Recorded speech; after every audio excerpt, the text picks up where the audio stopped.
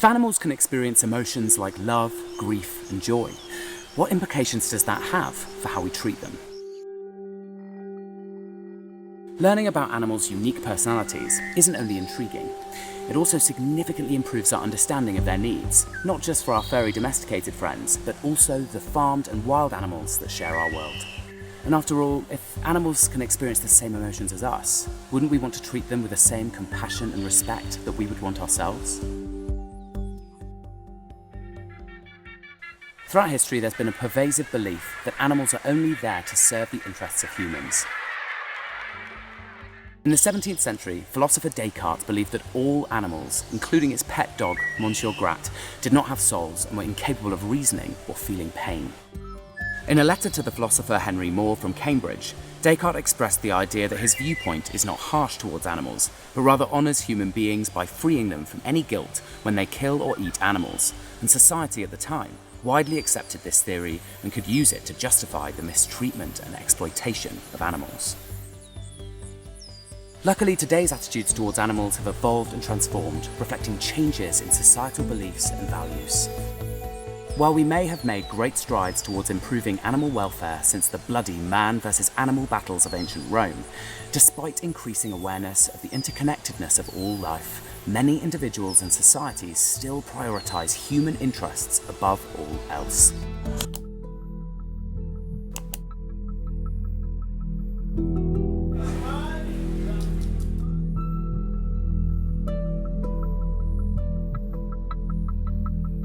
Charles Darwin, the illustrious father of evolution, stands as a trailblazing advocate for animal sentience, even in the depths of the 1800s. With great insight, he acknowledged there exists no fundamental disparity between humans and animals when it comes to their capacity to experience joy, sorrow, happiness, and suffering. This is a profound recognition of animal sentience and the emotional experiences that we share with animals.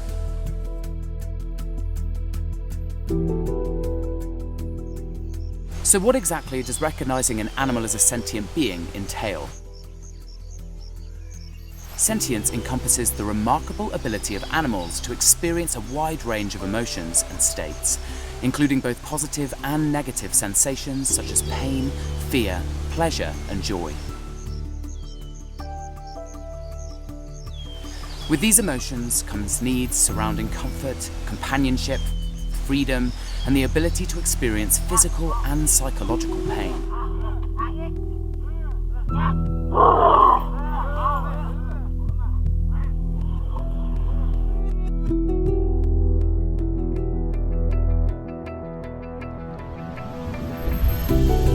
It's undeniable that animal sentience is a fascinating topic, with more and more groundbreaking research proving its existence.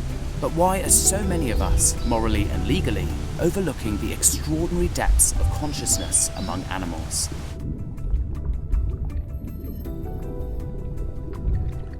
Firstly, let's celebrate progress. Recognizing animals as sentient in legislation demonstrates that a country values the intrinsic value and well-being of animals. And there are pioneering countries embedding animal sentience into their animal welfare and protection legislation. UK, New Zealand, Peru, Sweden, Spain, and France.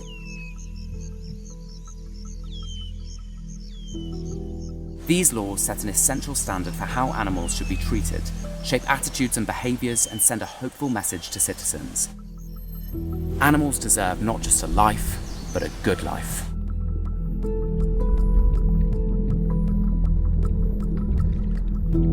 But while we know sentience isn't exclusive to domesticated animals, science has shown that farmed and wild animals have complex inner lives. In many cases, these laws only cover animals with close ties with humans, such as domesticated companion animals. Are we just more comfortable causing pain to animals that we don't have to look at in the eye, or suffering to those we never have to know?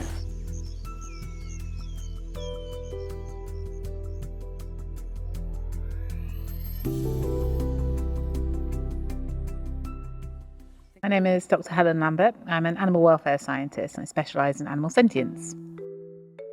Animal sentience is incredible. So You're talking about the emotional lives of animals. So we're animals, us humans, and we have rich inner lives that we feel pain, we feel fear, we feel joy and pleasure, and all sorts of different things makes us happy or sad or whatever it may be.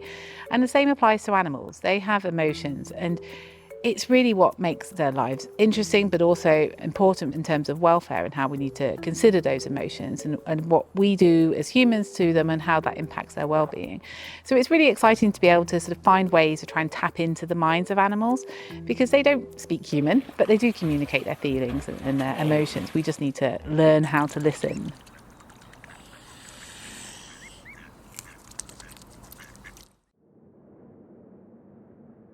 For me personally, there's no surprises when it comes to animal sentience. Evolution tells us it's advantageous for animals to be sentient, to have feelings and to avoid things that we dislike and to go towards things that we like, to feel pain, to feel fear and so on.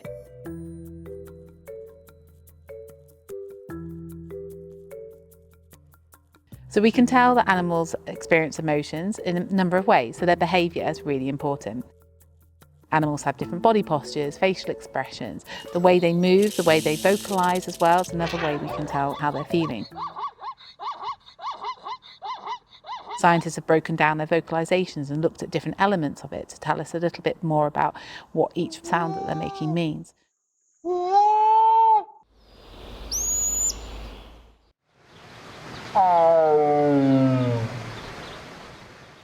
Also, neuroscientists have looked at the brains of animals at different species, and they found that certain parts of the brain fire up when they're exposed to something positive or to something negative in the same way that we humans do. We humans are more likely to recognise animal sentience in those animal species that are more similar to us, so apes and other mammals. And this is because we are genetically similar, of course, to great apes, but it's important to remember we're also over 60% similar to a banana. So genetics aren't everything. However, you can look into the eyes of a chimpanzee and we can recognise a lot of ourselves in them. And I think with fish, it's harder with them. They live in a completely different environment to us. They feel different, they look very different. And the same applies to reptiles and amphibians, which have been unfairly thought of as cold-blooded in the same sense as being unfeeling. Cold-blooded doesn't mean unfeeling. They are sentient beings and they're capable of feeling pain and suffering.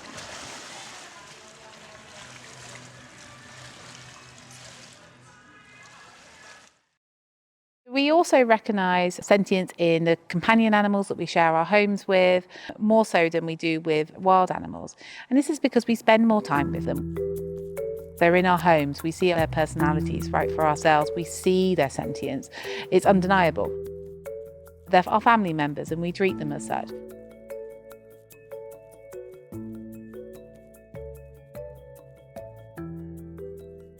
Now, most of us don't spend that much time with farmed animals or with wild animals. But if we were to spend time with them, we'd find that they also have individual personalities, they are highly sentient beings, and they want to live a good life as well.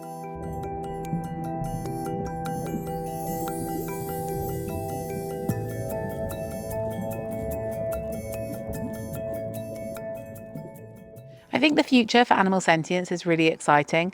The last 10, 20 years, animal sentience science has grown exponentially, and that's going to continue, which is wonderful. There's been a real push for focus on positive animal sentience and how we can improve the lives of animals. So it's all very well making sure an animal is free of pain or free of fear, but what about all the other emotions that are capable of feeling? Our lives are certainly not good if we're just free of pain and fear. Our lives are only good if we have positive experiences, where we get to do things that we enjoy, and the same applies to animals.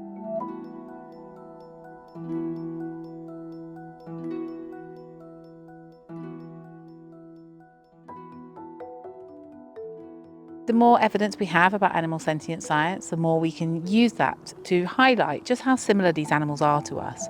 And as soon as we start to realise that, the harder it is then to start to treat them cruelly and to do those horrific things to them.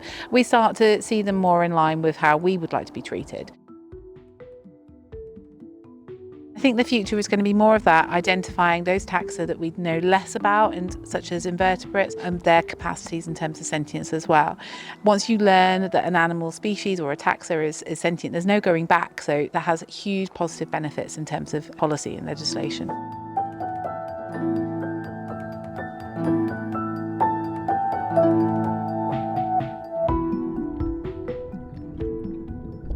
What's really interesting about animal sentience research is that we're now discovering behaviours in a huge variety of different species that for many years we considered to be unique behaviour to humans. Until recently, we thought only humans were capable of altruistic behaviour, but this is also true of many other species. Black bears have been shown to share food with unrelated bears when they're in desperate need. Scientists have seen bears sharing their food with other bears coming into their territory during food shortages.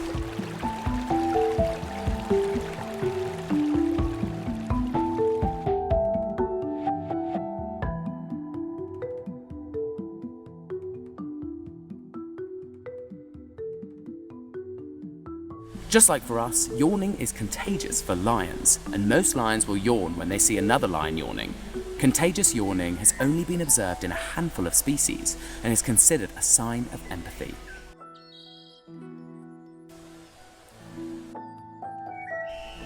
Elephants also yawn contagiously, but not just when they see other elephants yawn, they even do it when they see a human who's familiar to them yawning. Animal sentience science can also unlock behaviours in animals that we wouldn't consider to be thinking and feeling.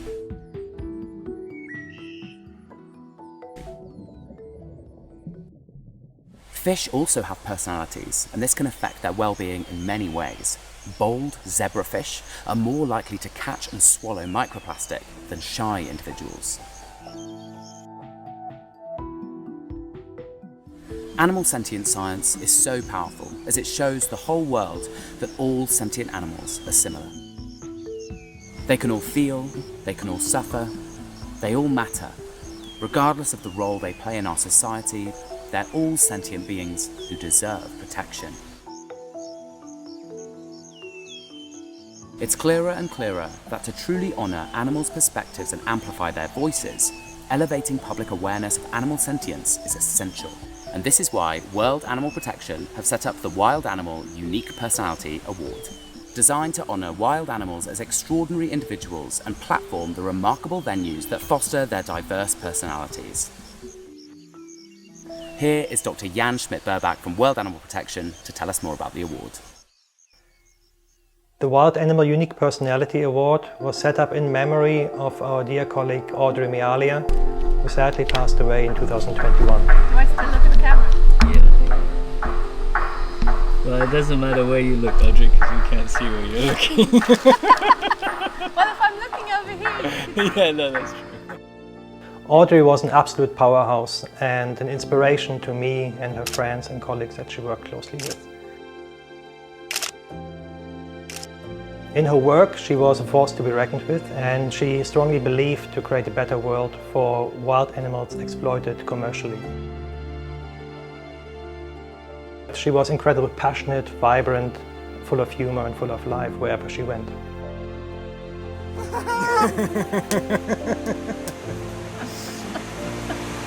Sorry, there's just too many smiles. Wild animals matter to Audrey because they often lack a voice that would speak up for them and challenge the industries out there to exploit them. Audrey was that voice, and Audrey cared for all animals, but I believed through her work with our elephant-friendly sanctuaries, she really connected with elephants.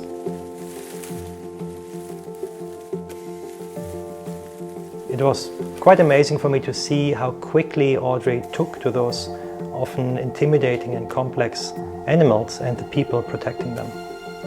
Thank you very much for the very warm welcome that you've all given us.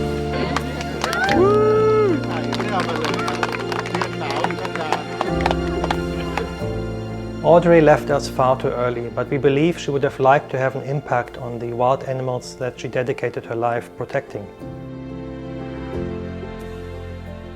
The Wild Animal Unique Personality Award raises awareness for the sentience of wild animals, to inspire and to celebrate the people that now dedicate her life to creating a safe haven for those wild animals, and to showcase how unique each animal is. This is what this award is about, and this is what Audrey believed in.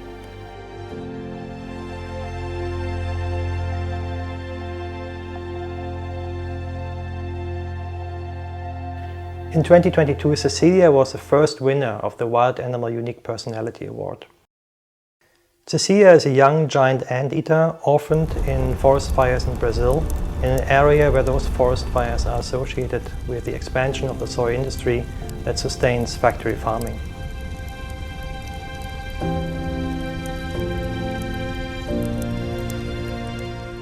Cecilia was taken in by the Instituto Tamanduá, an organization that provides care and rehabilitation of giant anteaters in Brazil.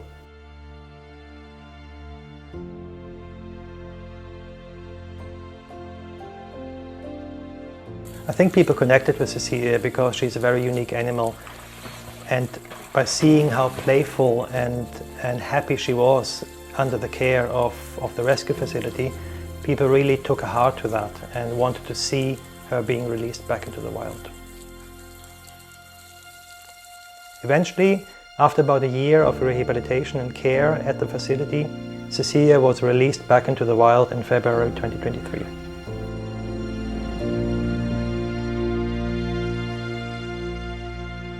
The prize money that Instituto Tamanduá received will help more animals being taken care of at the facility and rehabilitated back into the wild.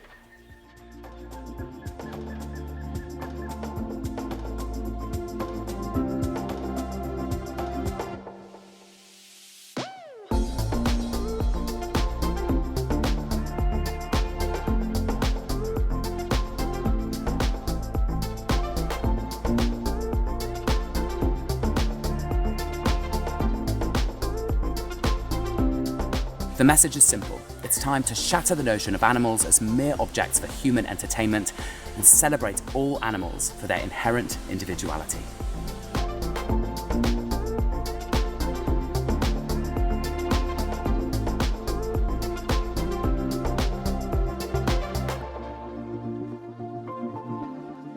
Go, go, go to the World Animal Protection social channels now, follow or subscribe and get ready to take part in this annual Feel Good Awards.